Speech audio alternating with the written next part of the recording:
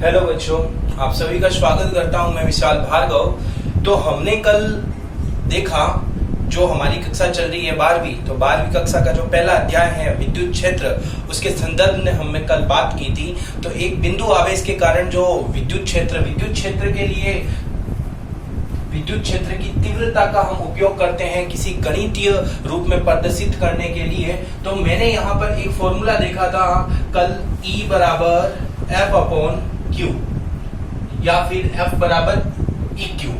तो यहाँ पर E जो था वो विद्युत क्षेत्र की तीव्रता थी, F जो था वो विद्युत बल था, इलेक्ट्रिक फोर्स था, और Q जो था वो आवेश था, चार्ज था। और इस सूत्र से हमने जो उपयोग करके एक नया फॉर्मूला बनाया जो एक बिंदु के लिए उपस्थित है, उसका फॉर्मूला था KQ अपॉन R स्क्वायर। ये जो फॉर्मूला है वो आपको याद रखना है और इसको अदिश रूप में ये लिखा हुआ है। इसको यदि मैं सदिश रूप में लिखता हूं तो फॉर्मूला कुछ ऐसा बन जाएगा, KQ अपॉन R वेक्टर का मैग्नीट्यूड का स्क्वायर और मल्टीप्लाई में यहाँ पर R कैप हो जाएगा। और इसका अन्य रूप भी मैंने आपको बताया था, यहाँ पर E वेक्टर बना देंगे। तो E वेक्टर बराबर KQ R वेक्टर अपॉन, जब मैंने ऊपर R परिणाम मैग्नीट्यूड से मल्टीप्लाई किया तो नीचे भी मल्टीप्लाई करूंगा और R क्यूब बन जाएगा। तो हमने ये एक बिंदु आवेश पॉइंट चार्ज के कारण जो प्रोड्यूस इलेक्ट्रिक फील्ड है उसका फॉर्मूला फाइंड आउट किया था। बट अब हम जो बात करेंगे वो हमारे पास में एक बिंदु नहीं होकर एक से ज्यादा बिंदु है, तो उनके बारे में बात करेंगे कि उनके द्वारा कैसे भाई इलेक्ट्रिक फील्ड जो होता है उसको हम फाइंड आउट करते हैं। तो मैंने उसी चीज को लिख दिया यहाँ पर, आवेशों के निकाय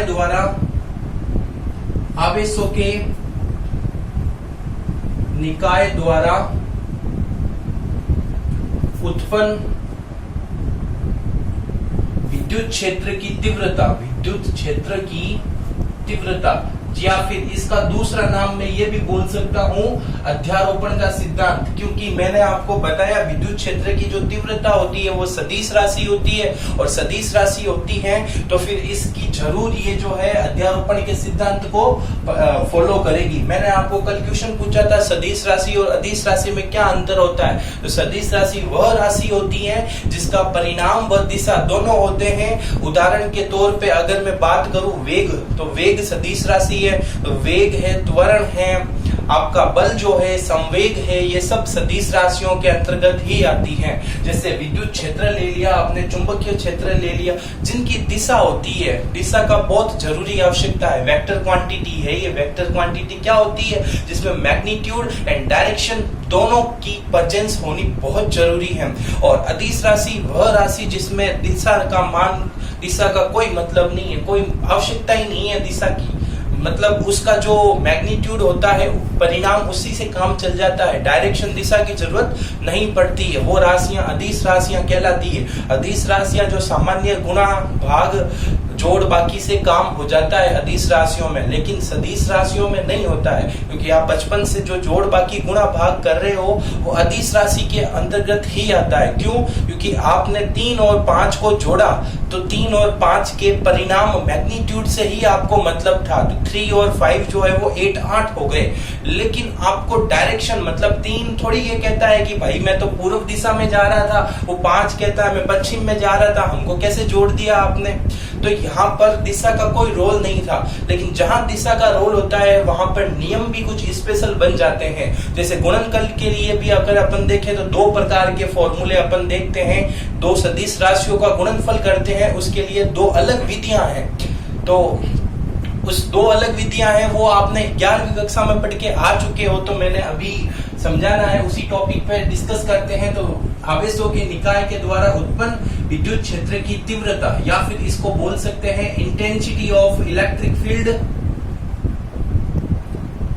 due to system of charge. मतलब कि सिस्टम ऑफ चार्ज का मतलब क्या हुआ कि जिसमें एक से ज्यादा चार्ज उपस्थित हो और ये सुपर पोजिशन के लॉ को फॉलो करेगा। चलिए डायग्राम से अपन थोड़ा सा विस्तार करते हैं।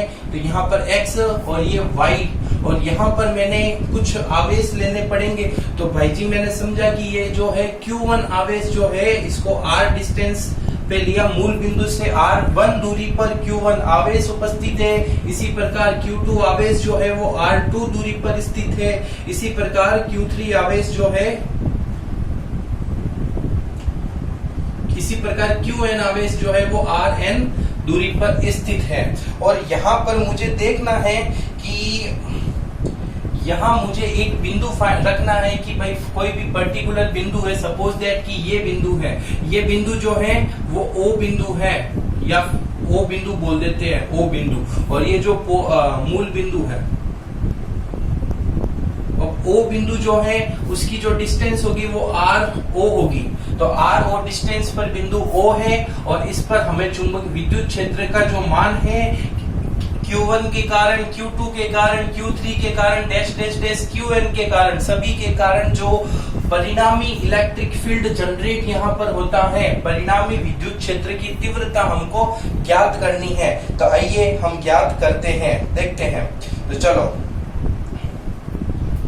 डायग्राम आप समझ सकते हैं। इसके बारे में यदि कुछ थ्योरी लिखना चाहें तो आप लिख सकते हैं कि माना Q1, Q2, Q3 dash dash dash Q1, Qn आवेश जो मूल बिंदु से क्रमशः R1, R2, R3 dash dash dash Rn दूरी पर स्थित है, और एक बिंदु O मूल बिंदु से RO दूरी पर स्थित है, जिसके ऊपर हमें विद्युत क्षेत्र की तीव्रता ज्ञात करनी है। तो अपन यहाँ पर ये लैंग्वेज बना दी English medium. Suppose Q1, Q2, Q3 dash dash dash charges are placed at a distance R1, R2, dash dash dash Rn from a origin point मूल बिंदु, and we have to find the value of electric field at a point O which have distanced by RO from a origin point। ये आपकी language हो गई। चलिए अब हम कुछ बातें करते हैं, जैसे कि मैं पहले हमने फोर्स में भी किया था यही काम, यहां पर भी कर रहे हैं कि Q1 के कारण बिंदु O पर विद्युत क्षेत्र की तीव्रता, जिसका सूत्र क्या हो जाएगा आपके नजरों में, मैं बोल देता हूं E1 वेक्टर के रूप में ही लिखेंगे अपन, सदिश के रूप में। तो E1 वेक्टर बराबर फॉर्मूला हो जाएगा KQ1 अपॉन, अब मुझे एक चीज बताइए कि यहाँ पर किसके कारण है, ये Q1 के कारण है O बिंदु पर, मतलब कि ये Q1 है और ये O है। तो मैं सदिश रूप में यदि लिखूं तो R1 को तो मैं ऐसे लिखूंगा, फिर यहाँ पर ये जो Q1 है, ये यहाँ पर ये वैल्यू जो है वो क्या हो जाएगी, 1 से 2 चल रहा हूं ना, तो 1 O हो जाएगी। आप कोई कहीं पे O1 भी लिखा हुआ हो तो आपको कंफ्यूज होने की आवश्यकता नहीं है, ये तो हमारे ऊपर निर्भर करता है कि हम चीज को मानते क्या है। तो यहाँ पर ये जो डायरेक्शन है उसकी ऐसे हो जाएगी। तो R10, अगर मैं ये ट्रायंगल देखता हूं यहाँ पर ये वाला ट्रायंगल, तो ये वाले ट्रायंगल में देखूंगा तो R1 प्लस R10 बराबर R10 बराबर R0, ठीक है। तो R10 की वैल्यू जो है वो क्या आ जाएगी, R0 माइनस R1। लेकिन हमें वैल्यू पे नहीं जाना है, हमें तो खाली R10 से मतलब है। तो Q1 और O बिंदु के बीच की जो दूरी है ये सापेक्ष दूरी कहलाएगी, क्योंकि Q1 की ओरिजिन पॉइंट से दूरी R1 है और बिंदु O की ओरिजिन पॉइंट से दूरी RO है या R0 है, जो भी आप उचित लगे। तो इन दोनों के बीच की जो सापेक्ष दूरी है या ये R10 है। अगर आप इसको उल्टा पढ़ना चाहो तो डायग्राम थोड़ा टेढ़ा उल्टा हो जाएगा और वैल्यू यहाँ पर R01 हो जाएगी। तो आप इसी हिसाब से चलिए, कोई समस्या नहीं है। और अपॉन में मैं यहाँ पर लिख देता हूँ R10 vector square R10 cap, ये बन गया। आप चाहो तो वो क्यूब वाला सूत्र भी लगा सकते हो। क्यूब लगाओगे तो यहाँ पर वेक्टर यूनिट वेक्टर नहीं आकर एक एरो आ जाएगा, तीर का निशान आएगा। इसी प्रकार अगर हम Q2 के बारे में फाइंड आउट बात करें तो E2 का मान जो आएगा वो कुछ ऐसा आएगा कि Q2 upon R02 square R02 का कैप। तो ये Q2 के कारण बिंदु O पर विद्युत क्षेत्र की तीव्रता आ गई। इसी प्रकार अगर अपन देखें तो Qn के कारण बिंदु O पर विद्युत क्षेत्र की जो तीव्रता होगी उसका फॉर्मूला क्या हो जाएगा, En वेक्टर। En वेक्टर का फॉर्मूला होता है KQn अपॉन R0n वेक्टर का होल स्क्वायर R0 एन। तो यहाँ पर हमने सबका अलग अलग रूप से देखा कि भाई ये बिंदु आवेश के कारण ये विद्युत क्षेत्र की तीव्रताएं उत्पन्न होती हैं। लेकिन अब हमें ज्ञात करनी है परिणामी विद्युत क्षेत्र की तीव्रता। हमें इंग्लिश में इसको क्या बोलेंगे, intensity of electric field due to Q1 8.0, ठीक है। और ये ड्यू टू Q2 यही सेम लाइन है, लिख देना। तो अध्यारोपण के सिद्धांत से, फ्रॉम सुपरपोजिशन थ्योरम, अध्यारोपण के सिद्धांत से हम देख सकते हैं कि परिणामी बिंदु O पर परिणामी विद्युत क्षेत्र की तीव्रता, इंग्लिश में बोलेंगे फाइनल या resultant intensity of electric field on point O। तो तीव्रता, उसके लिए हमें अध्यारोपण का सिद्धांत लगाना पड़ेगा। कैसे लगाओगे कि मैंने बताया आपको, अध्यारोपण का सिद्धांत क्या होता है, vector sum of all quantities is equal to resultant quantity. परिणामी जो राशि होती है उसका मान, उसकी जो वैल्यू होती है वो अन्य सभी राशियां कौन सी, उसी से संबंधित अन्य सभी राशियों का सदिश योग के बराबर होती है। तो मैं इन सब का क्या कर रहा हूँ, सदिश योग कर रहा हूँ, वेक्टर सम कर रहा हूँ। En तक चलेगा।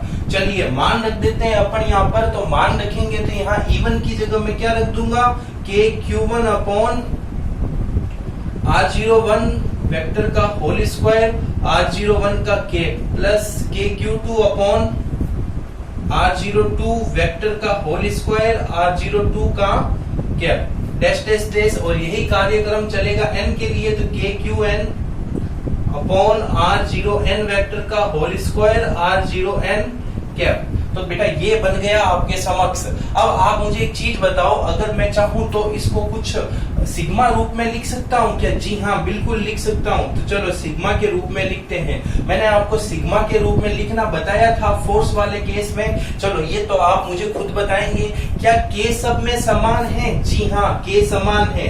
ये K का मान समान, Q1 यहाँ Q2 यहाँ Q3, Q अलग हो रहा है तो यहाँ पर Q और मैंने लिख दिया नीचे I, और अपॉन में बात करूं तो ये R01, ये R02, R03, R0n, मतलब कि यहाँ पर 0 तो सेम रहेगा, लेकिन 0 के बाद वाली जो राशि है वो 1, 2, 3 परिवर्तित हो रही है। तो मैंने इसको कैसे लिख दिया, मैग्नीट्यूड ऑफ R0I वेक्टर का स्क्वायर बना दिया, और साथ में यहाँ पर R0I का कैप हो गया, और यही जो है वो है आपका E वेक्टर। ये आपका सिग्मा रूप में आ गया विद्युत क्षेत्र। ये सदिश राशि होती है बकायदा, इसके बारे में जो बातें आपको पता है वो एकदम सही है। बस यहाँ ये चीज लिख देना, जहां K का मान जो होता है वो 1/4 पाई एप्सिलॉन नॉट होता है। एप्सिलॉन नॉट क्यों? क्योंकि यह वैक्यूम में है, निर्वात में ये सिस्टम पड़ा है। यदि यह सिस्टम किसी माध्यम में चला जाए तो उस केस में क्या होगा, यहाँ एप्सिलॉन नॉट की जगह खाली एप्सिलॉन आएगा। स्क्रीनशॉट ले लीजिए। ओके, तो ये था अपना आवेशों के निकाय के द्वारा उत्पन्न विद्युत क्षेत्र की तीव्रता, या फिर मैं बोल सकता हूं अध्यारोपण सिद्धांत की सहायता से हमने परिणामी विद्युत क्षेत्र निकाला है। और अब हमने विद्युत क्षेत्र के बारे में दो चीजें पढ़ी, एक तो विद्युत क्षेत्र खुद इलेक्ट्रिक फील्ड जिसकी डेफिनेशन हमने देखी, और मैथमेटिकली गणितीय रूप से समझने के लिए हमने विद्युत क्षेत्र की तीव्रता को देखा।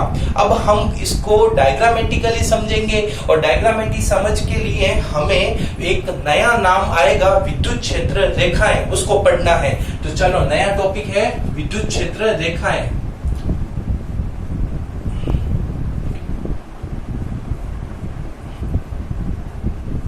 जिसको इंग्लिश में अपन लोग बोलेंगे इलेक्ट्रिक फील्ड लाइंस। क्या बोलेंगे? Electric field lines. देखिए आइए समझ क्रिएट करते हैं, क्या होता है विद्युत क्षेत्र की रेखाएं। तो सपोज दैट कि यहाँ पर कोई विद्युत क्षेत्र बनाया हुआ है कुछ इस तरीके से, कोई भी विद्युत क्षेत्र बनाया हुआ है, और इस विद्युत क्षेत्र पर इस P बिंदु पर मुझे यहाँ पर विद्युत क्षेत्र की जो दिशा है उसके बारे में बताना है। ये जो लाइन है यह है विद्युत क्षेत्र रेखा और इसके ऊपर बिंदु P स्थित है जिस पर मुझे विद्युत क्षेत्र की जो दिशा है उसको ज्ञात करना है। तो क्या करता हूं, इस बिंदु P पर एक स्पर्श रेखा खींचूंगा। ये जो स्पर्श रेखा है यह मुझे बताएगी, क्या बताएगी, इस बिंदु P पर विद्युत क्षेत्र की जो दिशा है वो कौन सी है, ये है टेंजेंट। तो वापस सुनिए क्या मैंने बोला कि इलेक्ट्रिक फील्ड लाइंस पर एक पॉइंट P है और इस P पॉइंट पर जो टेंजेंट अगर मैं ड्रॉ करता हूं तो वो टेंजेंट जो है वो मुझे डायरेक्शन ऑफ इलेक्ट्रिक फील्ड देती है। तो यहाँ पर इस चीज का थोड़ा ध्यान रखिएगा। अब चलो आगे चलते हैं। दूसरी बात अगर मैं देखूं तो दूसरी बात ये है कि यदि कोई बिंदु आवेश है, कोई बिंदु आवेश है, बिंदु आवेश का मतलब एक ही कोई आवेश है, या तो वो पॉजिटिव होगा या फिर वह नेगेटिव होगा।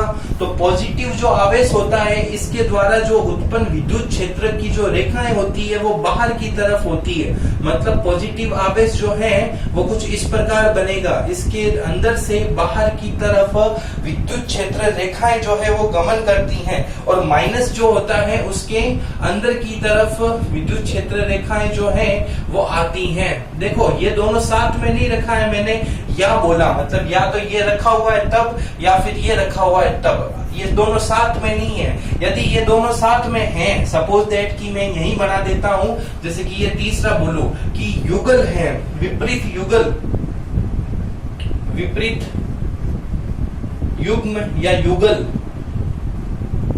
के द्वारा, या फिर इसको हम दूसरे नाम से बोलेंगे तो विद्युत द्विध्रुव,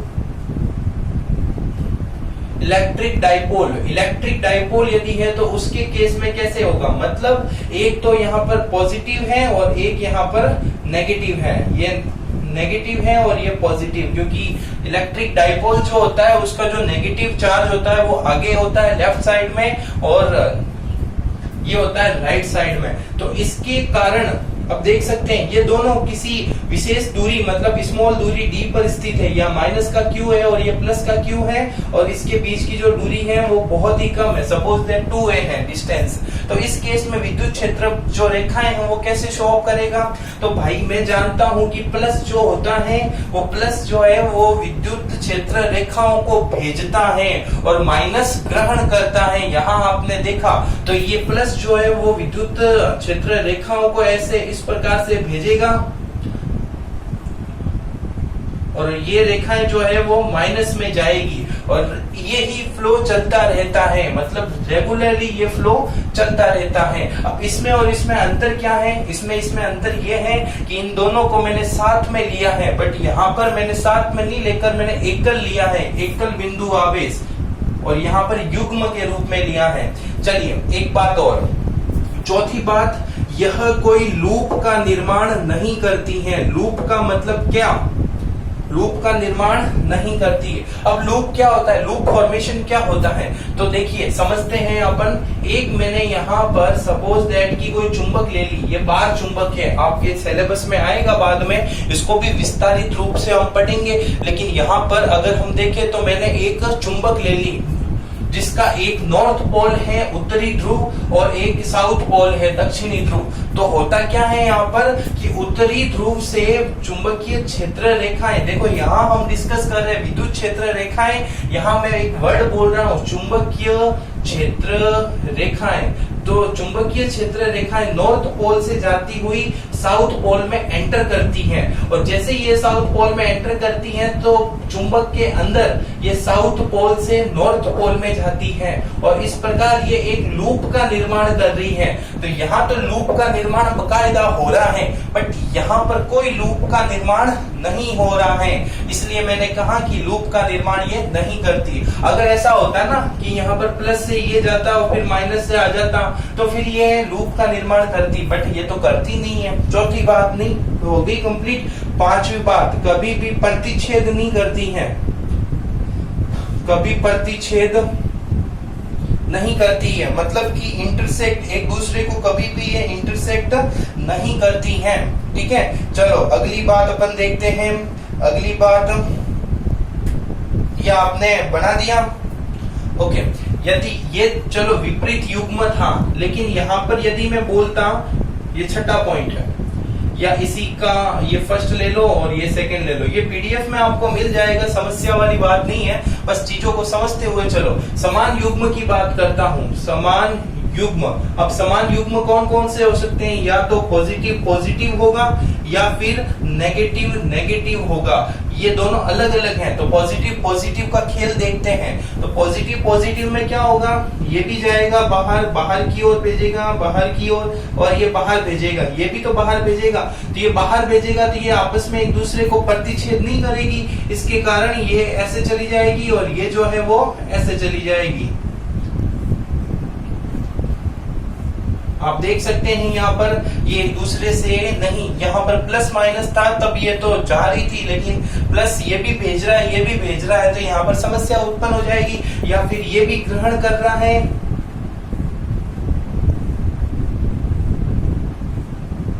ये भी ग्रहण करती है, तो यहाँ पर भी क्या हो जाती है? समस्या उत्पन्न हो जाती है। तो ये एक दूसरे को इंटरसेक्ट नहीं करेगी। और एक बात और ध्यान रखना, ये हमेशा इसमें एंटर करेगी ना तो परपेंडिकुलर ही एंटर करेगी। परपेंडिकुलर समझते हो? दो होता है, एक तो परपेंडिकुलर अभिलंब, एक टेंजेंट स्पर्श रेखा। तो स्पर्श रेखा की बातें नहीं, ये एकदम डायरेक्ट अभिलंब के रूप में एंटर करती है। चलो एक और बात मैं आपको बताता हूँ, स्क्रीनशॉट ले लीजिए इसका।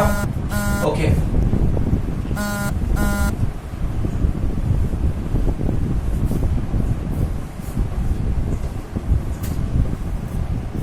यदि मैं एक और चीज समझाना चाहूं तो मैं ये बोल सकता हूं, 3 डायग्राम बना रहा हूं मैं। नेक्स्ट चीज, पॉइंट मुझे नहीं पता कौन सा है। नेक्स्ट चीज यहां पर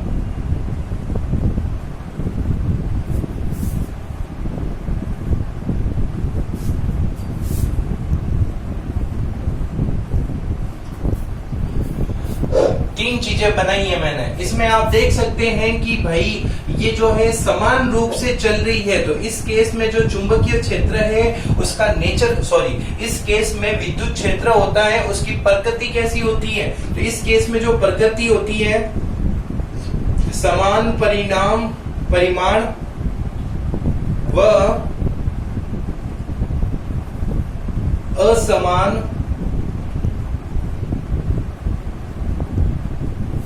दिशा।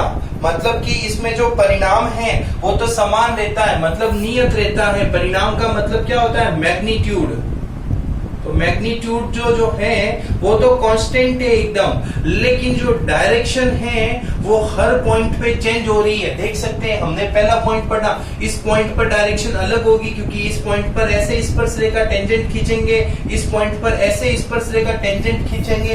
तो हर पॉइंट पर जो डायरेक्शन है, दिशा है, वो तो चेंज हो रही है, असमान है, परिवर्तित हो रही है। लेकिन जो परिणाम है इस केस में वो समान है, वो चेंज नहीं हो रहा है। लेकिन यहाँ बात करें तो यहाँ पर समान, तो परिणाम भी समान है, परिमाण बोलना चाहिए, सेम मैग्नीट्यूड है एंड समान दिशा है, सेम ही डायरेक्शन है। तो यहाँ हम कह सकते हैं कि इसकी दिशा और परिणाम दोनों, जो परिमाण दोनों जो है वो नियत है। Both magnitude and direction are constant. अगर नेक्स्ट की बात करें तो इसमें परिमाण भी समान नहीं है, असमान तो परिमाण है व असमान दिशा है।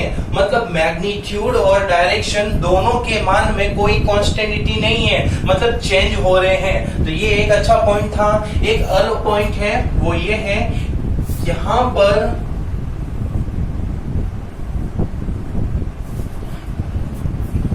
ये नीचे वाला पॉइंट समझ में आ गया होगा आपके, ठीक है।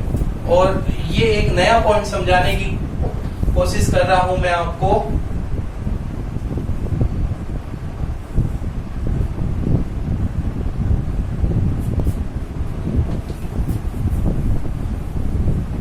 देखो डायग्रामेटिकली थोड़ी अच्छा नहीं बना, मैं थोड़ा अच्छे से समझाता हूं।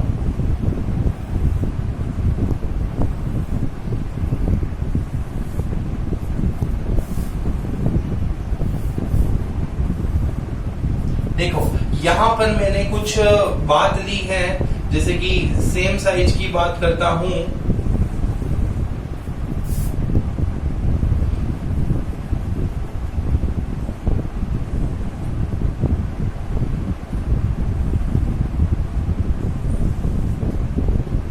काट नहीं रही है।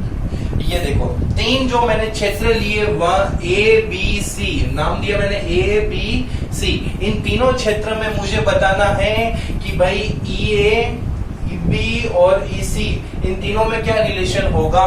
मतलब कि ए क्षेत्र से जो विद्युत क्षेत्र रेखाएं जा रही है वो कितनी जा रही है, आप देख सकते हैं 2 जा रही है। यहाँ इस बी क्षेत्र से विद्युत क्षेत्र रेखाएं कितनी जा रही हैं, 4 जा रही हैं। और सी से देखा जाए तो 6 जा रही है। तो देख सकते हैं जिस क्षेत्र से ज्यादा विद्युत क्षेत्र रेखाएं जाएगी उसका विद्युत क्षेत्र भी थोड़ा मजबूत होता है, स्ट्रॉन्ग इलेक्ट्रिक फील्ड होगा। तो आप बताओ जिसके पास ज्यादा विद्युत रेखाएं हैं उसका इलेक्ट्रिक फील्ड भी स्ट्रॉन्ग होगा। तो सबसे ज्यादा ई के पास में, सी के पास में है तो ईसी जो है वो सबसे ज्यादा होगा और ईए जो है वो सबसे कम होगा। तो इस प्रकार के भी क्वेश्चन एग्जाम में पूछ लिया करते हैं। तो ये आपका हो गया विद्युत क्षेत्र रेखाएं। तो हमने 3 चीजें देखी, विद्युत क्षेत्र देखा, परिभाषा देखी उसकी, विद्युत क्षेत्र की तीव्रता, गणितीय रूप देखा और विद्युत क्षेत्र की जो रेखाएं हैं उसको मैंने डायग्रामेटिकली समझाया। और अब हम जो नया टॉपिक जो है इस चैप्टर का लास्ट टॉपिक है, वैसे इसमें भी 2 सब टॉपिक है, विद्युत द्विध्रुव, उसको हम देखते हैं। अब आपके मन में विचार आ रहा होगा सर ये विद्युत द्विध्रुव क्या होता है और इसको हम क्यों पढ़ रहे हैं, तो इसको समझते हैं। इसको बोलते हैं बेटा इलेक्ट्रिक डाइपोल। इलेक्ट्रिक डाइपोल क्या होता है ये विद्युत क्षेत्र कि जब 2 विपरीत आवेश प्लस क्यू और माइनस क्यू, जब 2 कोई विपरीत आवेश एक दूसरे से अत्यल्प दूरी मतलब सब न्यूनतम दूरी, कम से कम दूरी पर स्थित होता है तो वह एक संरचना का निर्माण करता है जिसको हम किस नाम से जानेंगे, विद्युत द्विध्रुव इलेक्ट्रिक डाइपोल के नाम से जानेंगे। तो ये है इलेक्ट्रिक डाइपोल। क्या है इलेक्ट्रिक डाइपोल कि समान आवेश तथा विपरीत प्रकृति वाले जब 2 कोई आवेश बहुत ही कम दूरी पर स्थित होते हैं तो वह विद्युत द्विध्रुव का निर्माण करते हैं। चार्ज सेम है बट ऑपोजिट इसका नेचर है, जो प्लेस्ड है at very less distance is known as electric dipole. इसमें एक नया नाम आता है विद्युत द्विध्रुव आघूर्ण, उसको भी देख लीजिए। विद्युत द्विध्रुव आघूर्ण, टेंशन मत लेना बेटा, पीडीएफ मिल जाएगी और उसमें आपको ये रिटर्न में मिल जाएगी डेफिनेशन जो मैंने बोली है। तो आप बात खाली समझते रहना। तो विद्युत द्विध्रुव आघूर्ण क्या होता है, इलेक्ट्रिक डाइपोल मोमेंट। अगर मेरी स्पीड थोड़ी ज्यादा है तो आप मुझे बता सकते हैं, तो आपके लिए मैं अपनी स्पीड को कम ज्यादा कर सकता हूं। तो इलेक्ट्रिक डाइपोल मोमेंट क्या होता है, इसको डिनोट करने का तरीका पहले देख लेते हैं। इसको भैया पी से डिनोट करते हैं। किससे डिनोट करते हैं, पी से, पी वेक्टर। और ये पी क्या होता है एक्चुअल में, ये पी होता है, ये जो P जो होता है इसका जो मैथमेटिकली फॉर्मूला अगर अपन देखें तो ये होता है कि इन दोनों आवेशों में से कोई एक आवेश ले लिया परिमाण के साथ में, तो Q आवेश ले लिया और उनको मैंने उन दोनों के बीच की दूरी से मल्टीप्लाई कर दिया। ये जो डिस्टेंस होती है मिनिमम डिस्टेंस है, इसलिए मैंने A वेक्टर दिया है नाम इसको। और Q जो होता है वो तो आवेश होता है और आवेश अदिश राशि होती है जिसके ऊपर कोई वेक्टर नहीं आएगा। तो यहाँ पर किसी एक आवेश तथा उन दोनों के बीच में न्यूनतम दूरी के जो गुणनखंड होता है, मल्टीप्लीकेशन होता है, उसको हम किस नाम से जानते हैं, विद्युत आघूर्ण के नाम से। क्या सर ये सदिश राशि है? यस, ये सदिश राशि है, इसी वजह से ही तो मैंने यहाँ पर इसके ऊपर वेक्टर लगाया है। तो जी इसका मात्रक क्या होता है सर, मात्रक आप भी बता दो क्या होता है, इस का मात्रक क्या होगा। इसका सूत्र जो है वो आवेश इंटू दूरी, आवेश का मात्रक कूलाम और दूरी का मात्रक मीटर। तो इसका मात्रक जो हो गया SI मात्रक वो क्या हो गया, कूलाम इंटू मीटर, जिसको हम CM बोल सकते हैं, चीफ मिनिस्टर नहीं, गुलाम इंटू मीटर होगा। चलो इसकी विमा बता दीजिए सर, तो विमा भी बता देंगे आपको। विमा बताने के लिए मैंने आपको बोला कि इसको मूल राशि में कन्वर्ट, मूल मात्रक में कन्वर्ट करना पड़ेगा। तो गुलाम जो होता है उसको मैंने आपको बताया I बराबर होता है Q/T, तो Q बराबर होगा IT, मतलब कि यह तो है गुलाम लेकिन ये जो है वो एम्पियर इंटू सेकेंड। तो गुलाम की जगह मैं एम्पियर इंटू सेकेंड लिख सकता हूं, और साथ में मीटर है तो यहाँ पर क्या हो गया, ampere into second into metre. और इसको देखकर मुझे यहाँ पर विमा का निर्माण करना है, तो बताइए विमा क्या हो जाएगी, एम मतलब केजी, केजी है क्या, नहीं है।